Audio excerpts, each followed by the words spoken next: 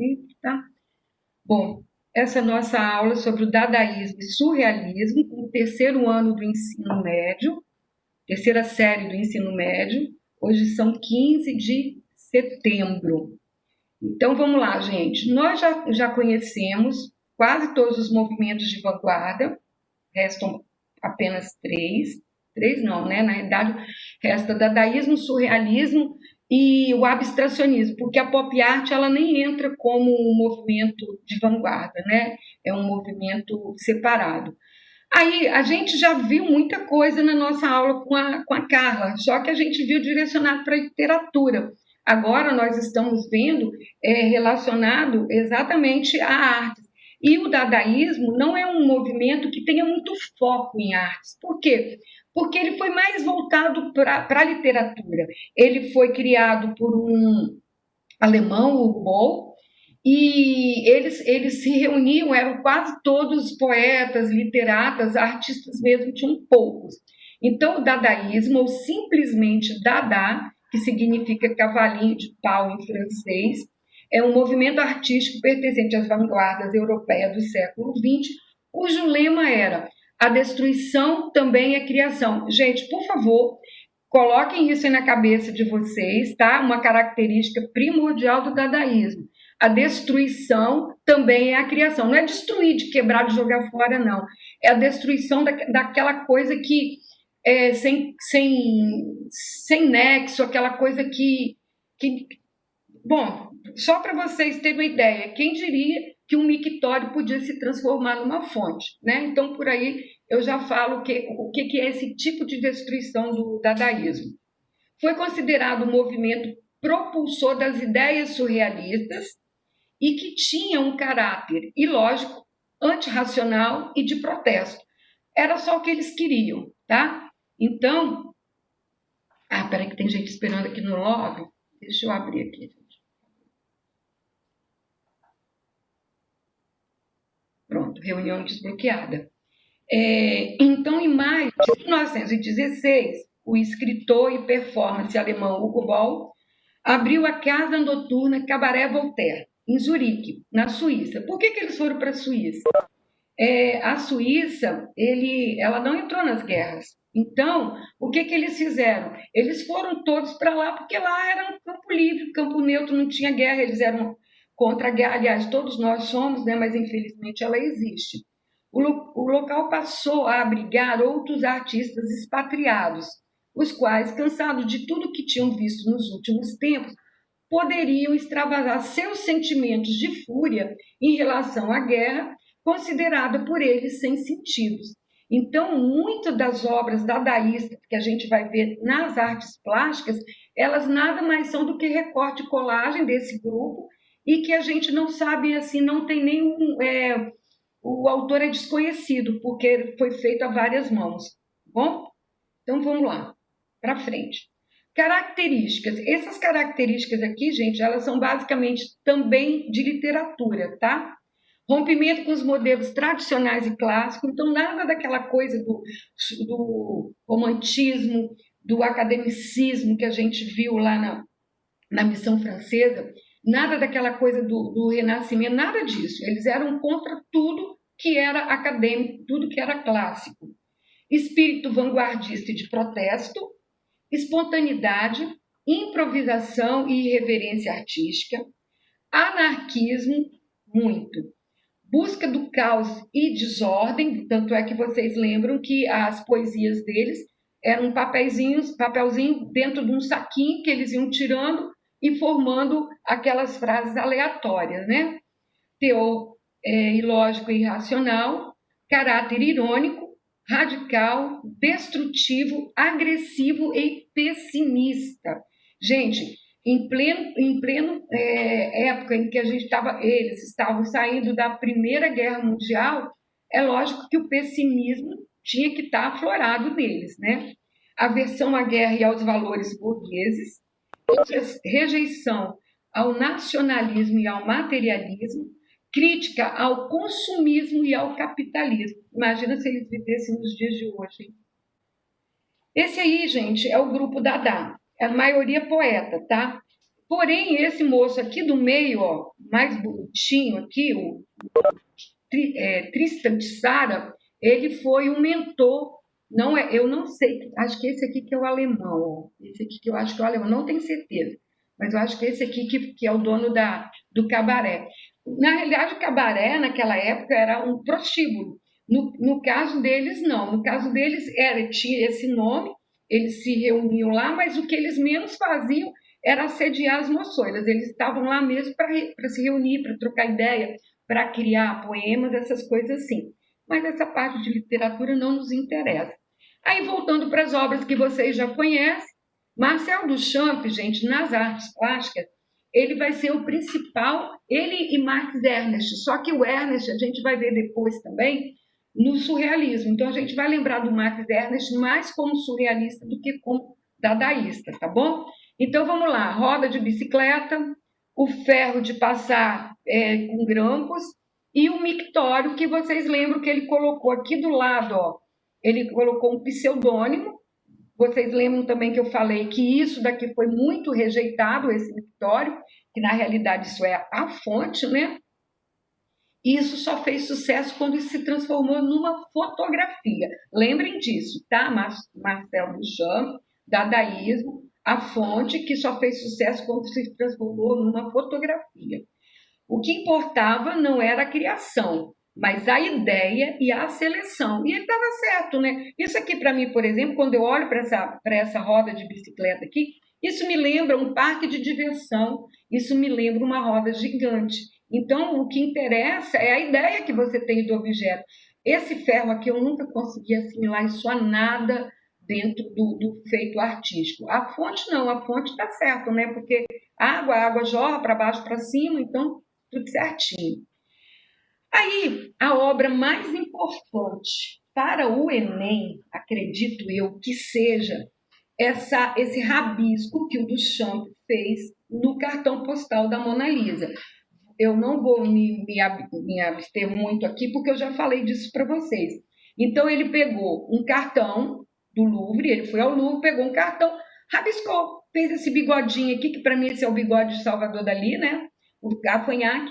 Só que ele colocou aqui embaixo a abreviatura de uma frase em francês, que lembra que eu falei para vocês? Ela tem a bunda quente, ou traseiro quente, né? Que é o que significa essa versão aqui de baixo. E isso depois, gente, ficou famoso, fez sucesso, tá? E esses celebres aqui, que é do Max Ernst, que também tem característica do dadaísmo, por parecer um elefante, a gente, ao mesmo tempo que a gente vê o rabo, a gente vê uma cabeça de touro, então é um ratinho aqui do lado, um manequim. Então essa desconstrução da imagem, que é o que eles queriam, né, que está presente na obra, que faz com que ela seja dadaísta. Mas também, como são coisas oníricas, quem lembra o que é onírico? Escrevendo aí para a titia rapidamente. Onírico. Primeiro que escrever vai ganhar um ponto. Então vamos lá. Dou-lhe uma, dou-lhe duas. Bom, se aparecer depois, o primeiro que aparecer já ganhou mais um ponto aqui. Tá bom? Onírico, gente. Lembrando. Vem cá, vocês estão dormindo ou estão com preguiça de escrever, gente? Isso, Rafael, muito bem. Relação com sonhos, tá? Tem a Camille, Rafael, deixa eu ver mais quem. Ixi, um monte, tá? Ótimo. Gostei, Bruna.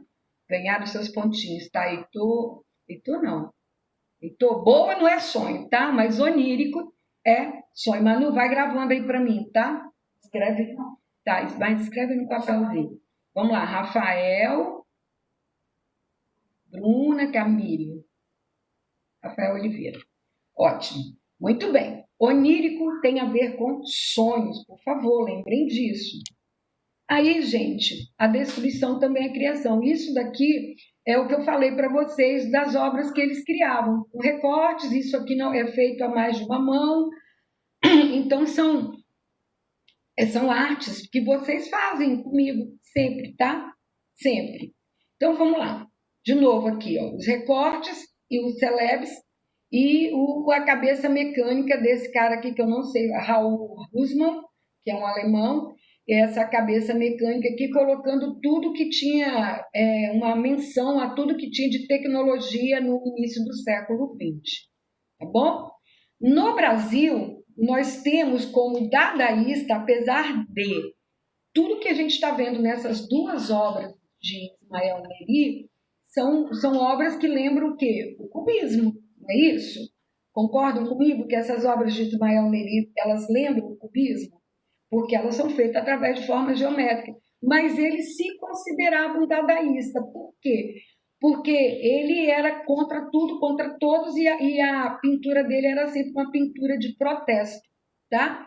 Então, aqui no Brasil, a gente vai considerar Ismael Neri como um artista dadaísta. Mas aí eu não vou falar muito dele, porque a gente vai ter aula a partir de final de outubro só de artistas brasileiros.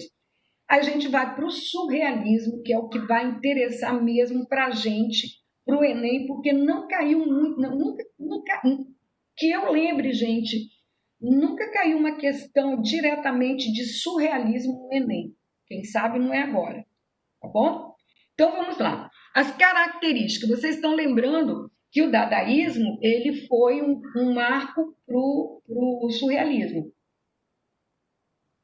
Porém, quem começou o surrealismo também foi um poeta, o André Breton, que está aqui embaixo, na última característica. O marco inicial foi o Manifesto Surrealista de André Breton, publicado em 1924.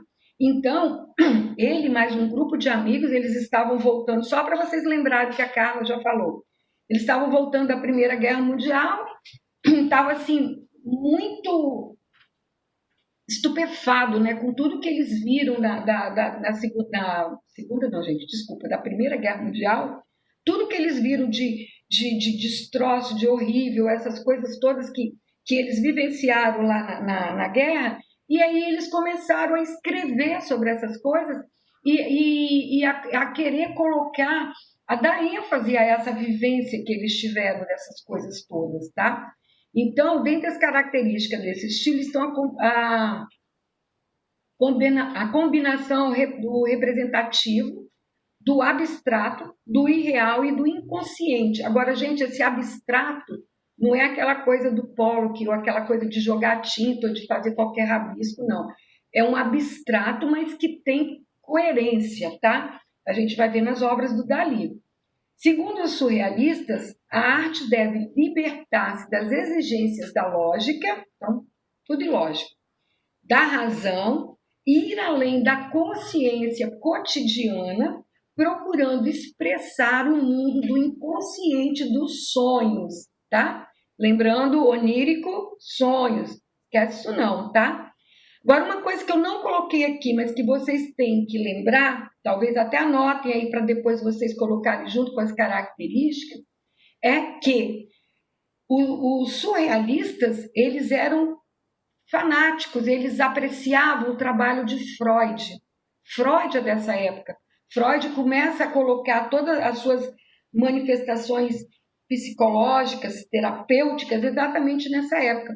Então, eles vão se basear muito nas coisas que o Freud publicava, tá? Então, Sigmund Freud, essencial no surrealismo. Aí vamos lá. Os principais artistas, lógico, a gente tem um monte, mas eu coloquei aqueles que eu acredito que tenham, que seriam mais enfatizados no Enem para vocês, tá?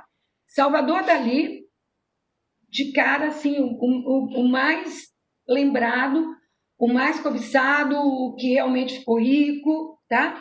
O cara que realmente vocês não podem esquecer nunca mais. Tem que lembrar, Salvador Dalí. Depois, Juan Miró, todos dois são espanhóis. Salvador Dalí, Juan Miró. René Magritte, francês. Max Ernst, alemão. Marc Chagall, russo. E Frida Kahlo, latina mexicana. Frida Kahlo, eu vou falar dela rapidamente aqui, porque quando a gente for estudar os artistas de expressão latino-americana, a gente vai estudar Frida Kahlo de novo, tá bom? Então vamos lá para o que nos interessa, que é o senhor Salvador Dalí. Deixa eu tirar isso aqui. Salvador Dalí, ele nasceu na região da Catalunha, em 1904, precisamente numa cidadezinha chamada Figueres, tá? Peraí, deixa eu te dar isso. Ele é o símbolo máximo da pintura surrealista mundial. Gente, o Salvador Dalí, as obras dele não, mas a figura dele está para o mundo, assim como a Mona Lisa. Todo mundo conhece esse homem do bigodão. Hoje em dia, para vocês, então, mais ainda por causa daquelas máscaras da Casa de Papel, né, da série. Aquelas máscaras que foram usadas lá pelos meliantes lá da Casa de Papel e que é, na realidade, uma caricatura do Salvador Dalí, tá? Seu estilo alternativo e de se vestir e aparecer em público sempre chamou a atenção, vindo a fazer dele um ícone pop da arte moderna. Então, Salvador Dalí é assim, é o bam, é o John Lennon das artes, tá? Dalí produziu mais de 1.500 quadros ao longo de sua carreira, além de ilustrações para livros, litografias. Litografia é quando você pega uma pedra, você desenha na pedra, depois você põe um papel por cima e copia esse desenho, tá? Materiais para o teatro, desenhos, esculturas e outros projetos. Dalí, para mim, é a mesma coisa de Picasso. Eles são polivalentes, eles têm multifacetas, eles fazem de tudo.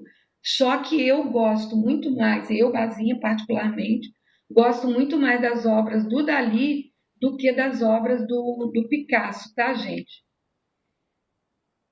Da Frida. Tem um filme da Frida Kahlo, Camille, muito bom também. Eu passava antigamente, mas ela tem umas cenas de sexo explícito. Aí eu não passei a não colocar mais, porque a escola fica muito pesado, né? Mas eu sugiro, tá? É Frida Kahlo, a biografia dela. Muito bom também. Mas voltando aqui para o Dalí, tem um filme no Netflix do Dalí também que é sensacional, gente. É quando ele entra na escola de artes, é quando o lado dele homossexual ele ainda é homossexual, porque depois ele se torna hétero, quando gosta só de mulher, mas não o quê? Heterossexual, porque depois ele conhece uma mulher, a Gala, que eu vou falar mais dela mais para frente. Aí ele casa com a Gala e eles vivem junto até o final da vida dela. Ela morre antes que ele. Mas quando ele está na faculdade, ele é homossexual assumido e tal. Ele se apaixona e namora com um poeta espanhol muito famoso, que depois vai ser fuzilado por Franco, se eu não me engano, aí ele fica meio decepcionado com isso também. Mas o Dalí, ele é um ícone, tá, gente? E esse bigodinho dele, para vocês terem ideia, ele foi enterrado na cidadezinha dele, né? Numa igreja que ele ajudou a construir. Quando foram fazer a exumação do corpo dele, porque uma pessoa falou que era filha dele e tal, o bigode dele estava intacto. E aí o que fizeram? Pegaram o bigode dele e colocaram como uma relíquia na fundação dele. É uma coisa muito engraçada, né? Que o bigode dele chegou a ter quase 1,5 m de lado a lado quando espichado. Quando retinho, assim, tinha 1,5 m. Então o cara era muito excêntrico, gente. Olha o que Dalí, eu já contei essa história para vocês lá, acho que no 8º ano. Vou tornar a contar. O Dalí, ele era muito convidado para fazer palestras. E aí, o que ele fazia? Uma dessas palestras, ele chegou dentro de um escafandro. O que é um escafandro? Aquela roupa de mergulhar a muitas profundidades, que tem aquela bota de chumbo, né, para o mergulhador ficar no fundo do mar. E aí, quando ele começou a falar, como ele não tinha uma bolsa de oxigênio acoplada, aquela bola de vidro que fica assim em cima, aquilo começou, primeiro que ninguém ouvia, e depois ele começou a ficar sufocado ali dentro. Aí tiveram que tirar aquilo rapidamente dele. Mas ele era excêntrico, ele gostava de chegar chegando, né? Numa outra palestra que ele deu, ele mandou que estendesse um tapete vermelho. Foi no teatro, então ele queria um tapete vermelho, tipo Oscar. Vai colocar aquele tapetão vermelho. Aí ele chegou numa limusine sem capota, mas ele não estava dentro da limusine. Estava o motorista e atrás do motorista uma montanha de couve-flor. Aí quando os repórteres começaram, cadê Dali, onde é que está Dali? Aí ele levanta do meio daquele monte de couve-flor, joga couve-flor para tudo quanto é lado e grita em alto e bom som para todo mundo: cheguei, Dali está aqui. Então essas coisinhas do Dali que fizeram dele ficar essa figura pop, tá? Bom, vamos lá. Aí nós vamos ver aqui as girafas pegando fogo, que isso é que eu já falei, já fiz essa leitura dela também para vocês na nossa aula com a Carla. Deixa eu só monitorar aqui meu horário.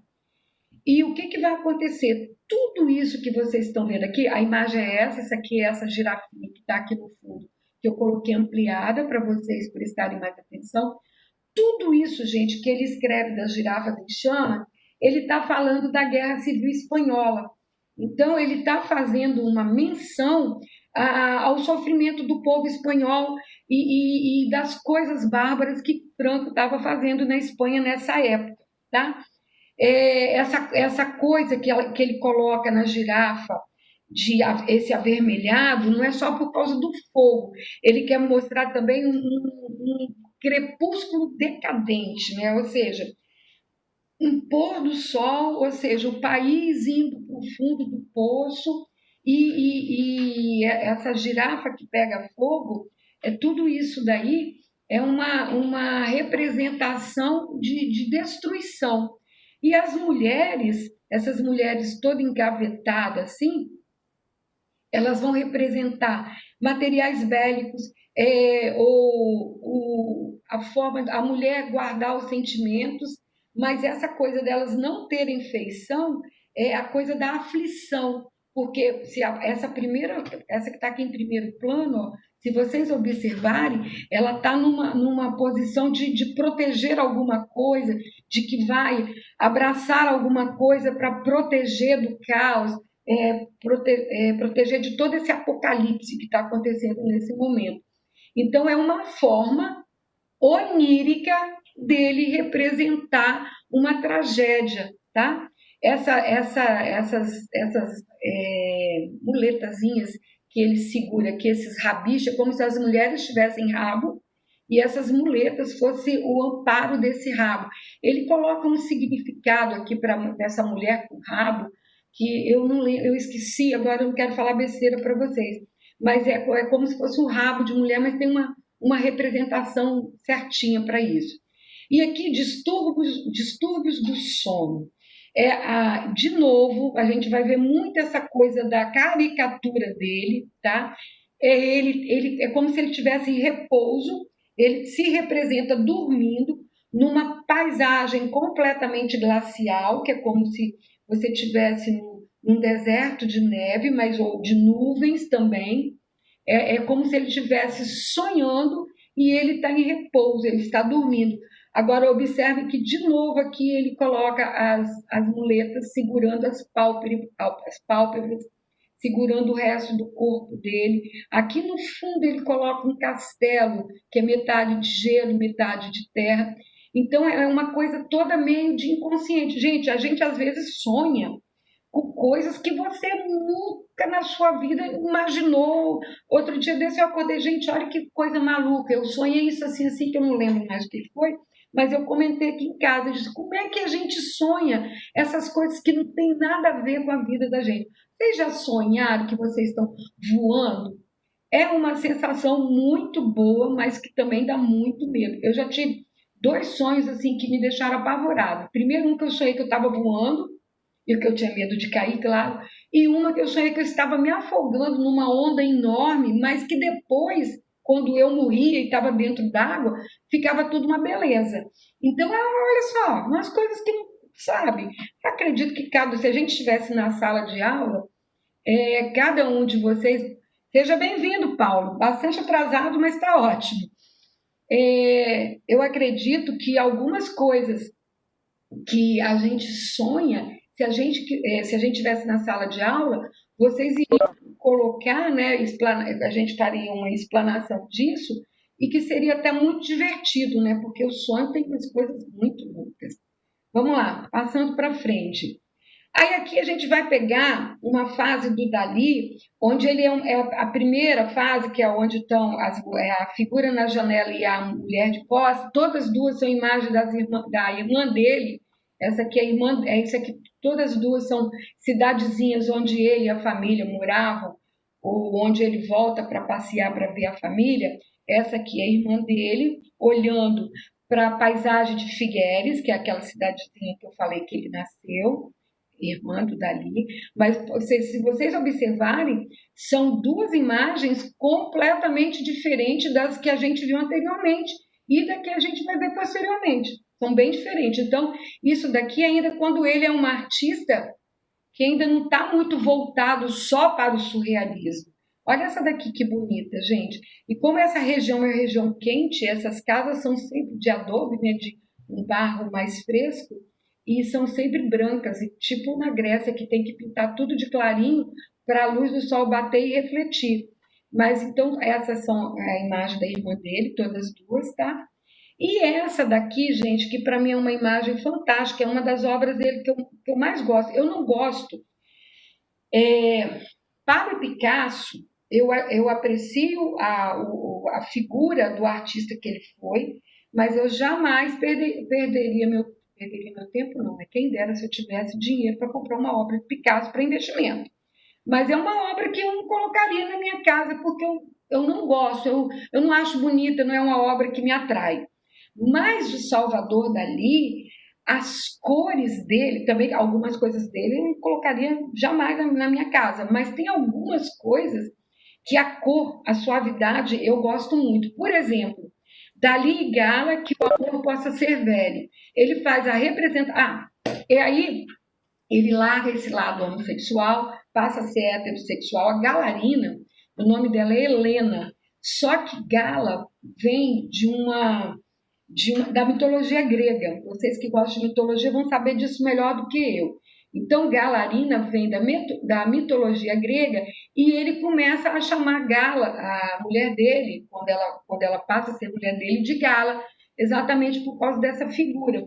Como ela era russa, os amigos acoplaram a pronúncia russa, isso aí, então ela ficou Galarina, tá? E o que ele faz aqui, ó?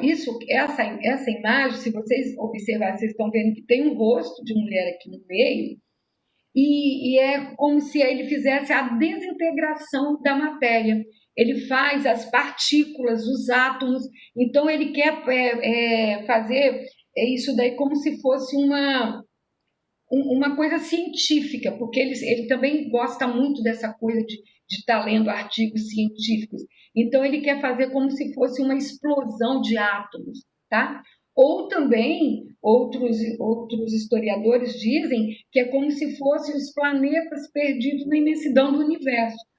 Então, tem duas vertentes para esses círculos que ele forma aí no rosto da Galarina. E como ele deixou de ser homossexual, passou a ser heterossexual, ela era esposa de um amigo dele, que era escritor, ele se apaixona por ela e ela se apaixona por ele. Isso que ele já tinha tido N namorados. Mas aí eles vão viver juntos e casam e eles vivem felizes para sempre até o final da vida dela. Tá? E ela vai ser a musa inspiradora dele. Todos os quadros dele, saindo dessa fase aqui, onde ele pintou as irmãs, todos os quadros dele, da fase dele surrealista, ele vai praticamente ter como modelo a Galarina, tá bom? Vamos lá. Aqui, gente, ó, Galarina aqui de novo, ó. A última ceia, que ele faz menção aos apóstolos, ele usa aqui formas pentagonais, ele usa muitos polígonos, tá? Então são pentágonos, são formas geométricas de 5 lados. Ele cria isso aqui, gente, tá em Nova York não, tá em Washington, no Museu de Washington, tem 2 metros e 48 de comprimento, de largura, por 1,68 de altura. Então, ele é muito grande. E olha, se vocês observarem essa paisagem aqui de trás, ele sempre faz do mesmo jeito. Ele coloca sempre mar, montanhas. Isso daqui é a lembrança afetiva dele da terra natal, que é a Espanha, tá? Ele vai morar muito tempo em Paris, mas ele também depois volta para Barcelona. Então, aqui em cima, ó, ele faz um Deus, uma releitura de um Deus que protege, mas a Galarina está aqui também representando a mulher dentro da santidade. Os apóstolos, tá? E essa obra, eu acho também essa obra muito bonita. Do lado de cá, eu coloquei uma releitura anônima que eu achei muito interessante, que a pessoa pegou o rosto do Dalí, a persistência da memória. Esse aqui é um outro quadro que eu esqueci o nome, mas é um quadro dele bem famoso. Esse outro dele foi. Então, aqui tem um quadro, dois, três, e o rosto dele. Então, fez uma releitura com 4 obras do Dalí e muito dentro, bem sugestivo, no colorido do Dalí. Que quando eu falei que eu não gostava do Picasso, que eu gosto do Dalí, eu gosto do Dalí exatamente por causa desse colorido dele. O colorido dele é um colorido que alegra, que dá, que, sei lá, faz a gente olhar para o quadro um olhar diferente do que a gente olha para o Picasso. Aí vamos, gente, para esta obra que eu conheci essa obra também, ela também está no MoMA, também tomei um susto quando eu vi, que eu vou falar daqui a pouco para vocês. E esse aqui, Persistência da Memória. Eu escrevi aqui algumas coisas para eu não esquecer de falar tudo. Persistência da memória significa uma homenagem ao nosso tempo interior, ou seja, a persistência que a nossa memória tem de nos lembrar do nosso tempo do passado e do tempo do presente, tá? Então, vamos lá. Esse quadro, vou mostrar ele para vocês, quando eu for falando, vocês terem ideia do que eu estou falando. Ele é minúsculo. Olha o tamanho da minha cara, olha o tamanico do quadro. Ele é muito pequeno, gente. Olha aqui ele sozinho aqui na parede. É muito pequenininho. Eu acho que ele tem 30 e poucos aqui por 20 e poucos centímetros aqui. É muito pequeno, bem pequenininho. Eu não sabia que esse quadro era tão pequeno assim, porque a gente olha lá na apostila, a gente lê, tem 20 por 30 e tal, mas na hora você lê aquilo lá, né? Mas você não faz ideia de que ele é tão minúsculo. Eu tomei um susto, gente, eu não acredito que esse quadro é desse tamanho.